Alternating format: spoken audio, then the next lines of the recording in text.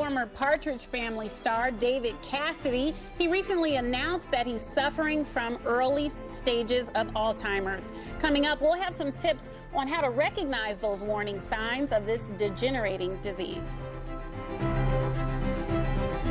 Well, it's a life-changing disease with no cure. Its symptoms can affect the entire family. Memory loss may be one of the most common symptoms of Alzheimer's disease, but there are other signs to look for. And here with more is Certified Dementia Practitioner Lesa Scott. She's joined by Juanita Wright, whose sister has Alzheimer's. Ladies, thanks for joining us here at Great Day, Washington.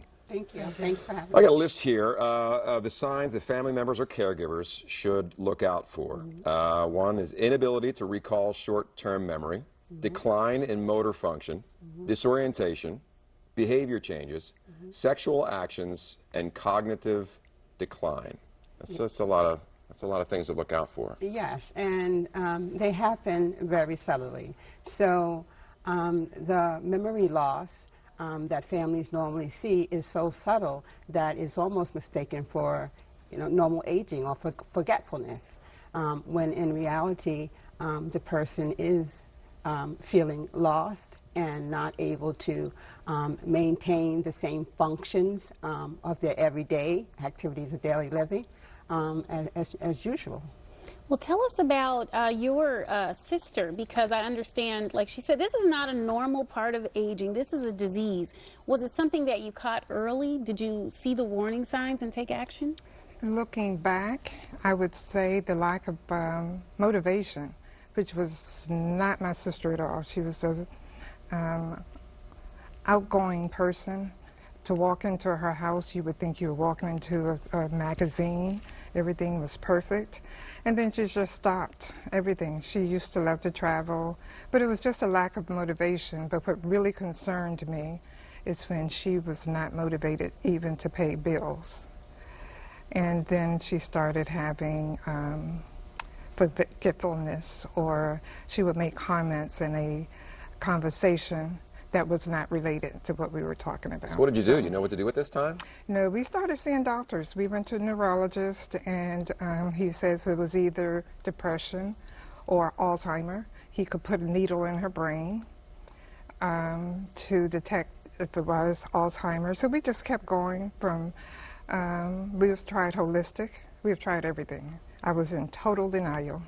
Yeah. Well, you know the news of David Cassidy. He said on stage, "This is my last performance. I have the early stages of dementia." I'm sure you see that as a registered nurse, as a certified dementia expert, and you work at a retirement community. So how can you help people? How do you help them when they're not feeling themselves and they know they can't work and go on the way they used to? Right. So when family members come to us, first we have to have an understanding of what they're feeling, what they're going through.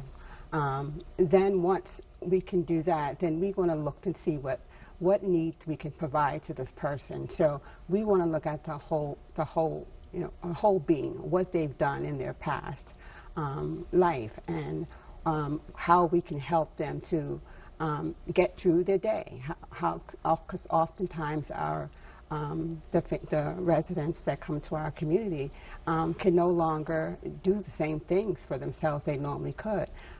Sometimes they lose their language or their thought process, and they're not able to communicate their needs. And so we teach our caregivers and our care partners in our buildings to look at this person of what they did in their past life, to remember the positive things that they can do now, and to move from there.